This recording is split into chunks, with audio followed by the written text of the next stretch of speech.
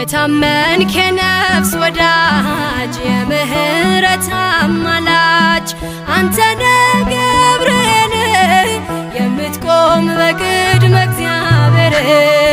የታመንክ የነፍስ ወዳጅ የምህረት አማላጅ አንተነ ገብርኤል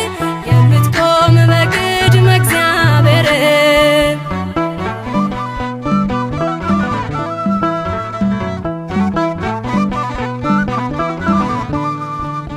ነበልባሉን ውሃ ረከው ሰንሰለቱን በጣጠስከው የነደደው እሳት ጠፍቷል ከእኛ ጋራ ገብርኤል ቆሟል መላእክቱን